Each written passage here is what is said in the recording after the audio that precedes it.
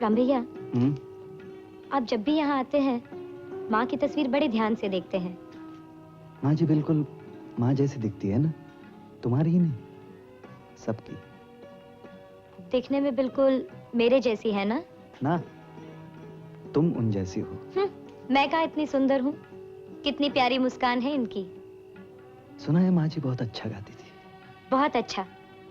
नानी माँ बताती है बाबा रात रात भर उनसे गाना सुना करते थे। इसीलिए तो उनके स्वर्गवास के बाद इतने अकेले हो गए। तुम्हें भी तो बहुत याद आती होगी माँ की। बहुत। अक्सर सपने में दिखाई देती है। कहती है, सुमी, तेरे बाबा को देखने वाला कोई नहीं, तू जाके उनकी देखभाल कर। मैं भी बहुत चाहती हूँ, मगर क्या करूँ राम भैया, पढ़ाई की वजह से नानी माँ ने यहाँ रोक रखा है। इस बार इम्तिहान खत्म होते ही वहां जाकर रहूंगी। बाबा की खूब सेवा करूंगी, उन्हें गाना सुनाया करूंगी। मुझे भी सुनाओ ना। हाँ, मेरी भी तो माँ नहीं है। जब भी इन्हें देखता हूँ अपनी माँ याद आती है। सुनाओ ना।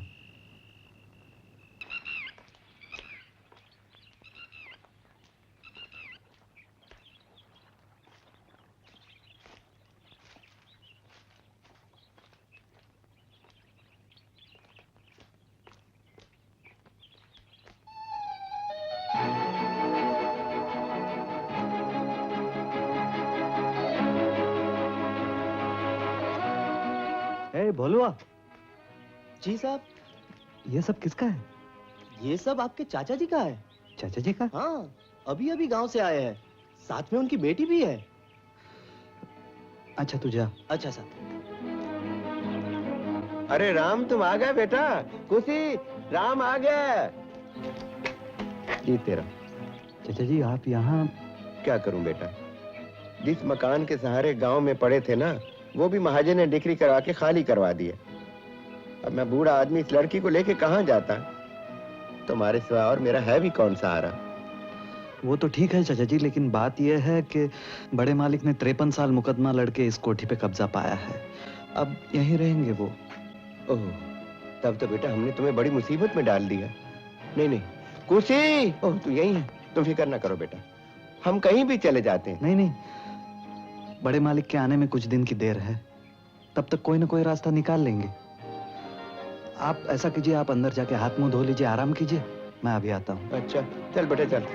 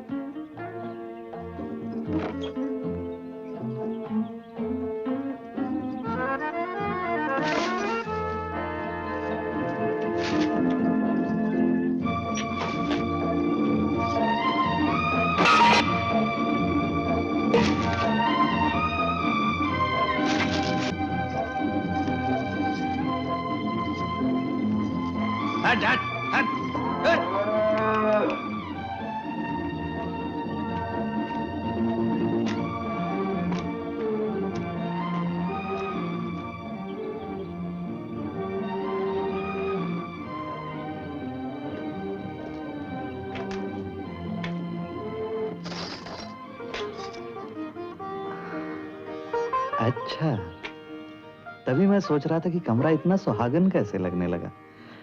यहाँ तो पाँव रखने की जगह नहीं थी, इतनी जगह कैसे हो गई? मालूम नहीं कैसे रहते थे आप इस हालत में। क्या बताऊं कुसुम, अपनी हालत भी तो ऐसी ही है। हम लोगों ने आकर और मुसीबत बढ़ा दी आपकी। अरे नहीं नहीं, मुसीबत कैसी? फिर बुलवा को जबरदस्ती छुट्टी क्यों दे दी? अब अरे बिल्कुल निकम्मा था, देखा नहीं कमरे की क्या हालत बना रखी थी? सिर्फ इसलिए, या इस डर से कि हमारे आने की खबर आपके मालिक तक ना पहुंचा दे? मैं क्या अंधी हूँ, देख नहीं सकती? आपके मुंह पर हमेशा बोझ की परछाइयां रहती हैं आजकल। मैंने तो पिताजी को बार बार मना किया था। कुसुम, मुसीबत तो गरीब की किस्मत में ही लिखी रहती है, पर मुझे तो इस मुसीबत में भी एक खुशी है। इस मुसीबत ने ही तो हमें फिर मिलने का मौका दिया है। ये भी अच्छी तसल्ली है। अच्छा पहले ये बताओ, मेरा खाना बनाने का सामान कहाँ गया? अब आपको खाना बनाने की जरूरत नहीं, खाना मैं बनाऊंगी। क्यों आदत बिगाड़ रही हो मेरी? हमेशा तो तुम खाना बना नहीं पाओगी मेरा। कोई किस्मत वाला आके ले जाएगा तुम्हें और मेरा फिर यही हाल हो जाएगा। कुसी सुनो। और क्या सुनाना है? सब कुछ तो सुना दिया। अब तुम्हें कैसे समझाऊं, कैसी अजीब उलझन में हूं मैं। जब से तुम आई हो जिंदगी मुझे बहुत ललचा रही है, पर शादी करने की न तो मेरी हालत है न हिम्मत। लेकिन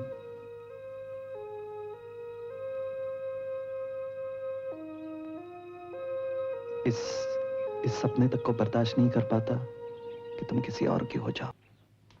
मैनेजर बाबू, आइए आइए आइए मुनीम जी आइए, छुट्टी मना रहा हूँ। रामप्रसाद से हिसाब लाए? राम प्रसाद से तो अब आप ही को हिसाब लेना पड़ेगा। बात क्या है मुनीम जी? बात आप खुद कोठी में जाकर देख लीजिए। क्यों, साफ साफ बताइए ना, हुआ क्या? कोठी में एक बुढ़ा घुस आया है। हाँ, लगता है राम ने ही उसे वहाँ रखा है, मगर उसका भी क्या कसूर। हम आप होते तो यही करते। वो है ही ऐसी, देखते ही आंखें चौंधिया जा। वो कौन? उठे की छोकरी, जियत मरत झुक झुक पड़त, यही चितवत एक बार। मतलब समझे ना? हाँ। हाँ हाँ हाँ हाँ हाँ, क्या नाचती है, क्या गाती है। हाँ हाँ हाँ हाँ। क्या उम्र होगी उसकी? यही कोई 20-22 साल।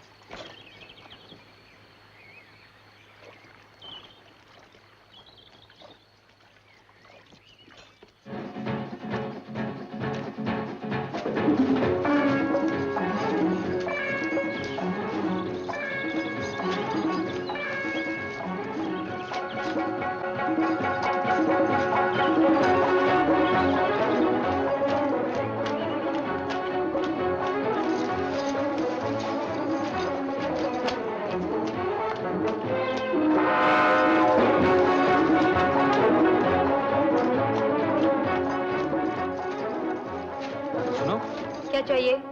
मैं यहाँ का मैनेजर हूँ। आप मेहरबानी करके सामने के दरवाजे से आइए, मैं पिताजी को भेजती हूँ।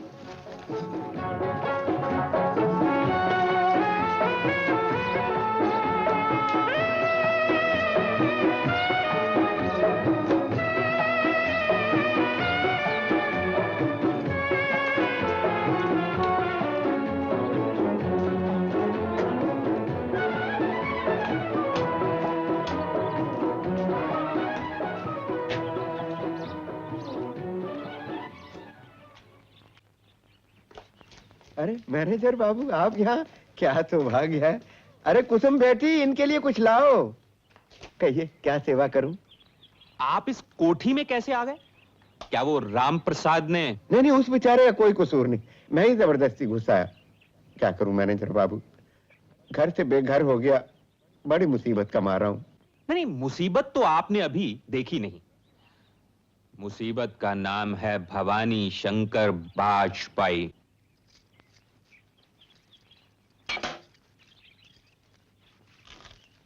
ये कौन है? मेरी लड़की। बस गले का कांटा कहिए, ना बाहर आता है ना अंदर जाता। इसी की वजह से तो मारा मारा फिर रहा हूं। अब जवान लड़की को लेके कहां जाऊं? इसकी शादी कर दूं, ये मकान खाली कर दूंगा।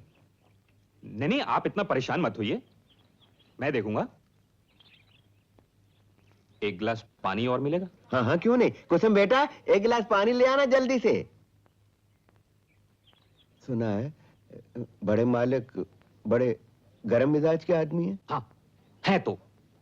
जरा सी बात हो जाए तो दिवाली के पटाखे की तरह ठाए। लेकिन मैं भी तो मैनेजर हूं। आज सब कुछ मेरे ही हाथ में है। आप फिक्र मत कीजिए। पानी।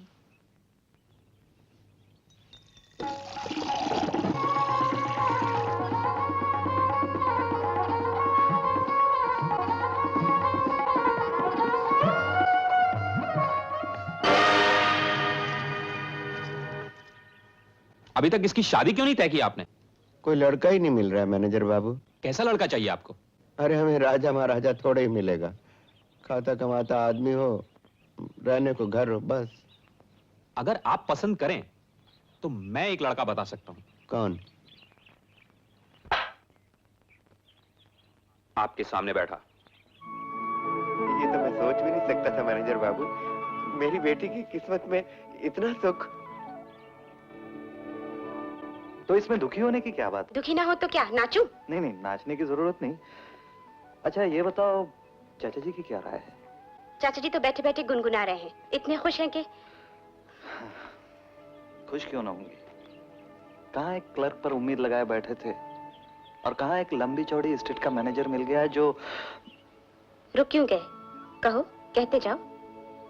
जो थोड़ी बहुत दारू पी लेता है। चाल चलन भी तुमने देख ही लिया। पर हाँ, एक बात तो माननी पड़ेगी, उसकी तनख्वाह मुझसे डबल है, ऊपर की कमाई अलग से। मेरा सत्यानाश होने जा रहा है और तुम्हें मजाक सूझता है? कैसे आदमी हो तुम? आदमी? मैं? तुमसे किसने कहा मैं आदमी हूं? अगर आदमी होता तो जिस रात चाचा जी ने तुमसे शादी की बात चलाई थी उसी रात मानने जाता। अगर आदमी होता तो तुम दोनों का सर छुपाने के लिए किसी दूसरी जगह का बंदोबस्त न कर लेता।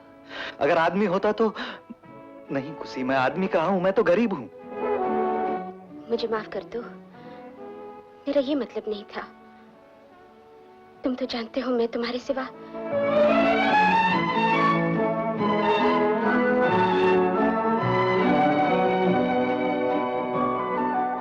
खड़े खड़े मुंह क्या देख रहे हो? कोई रास्ता निकालो।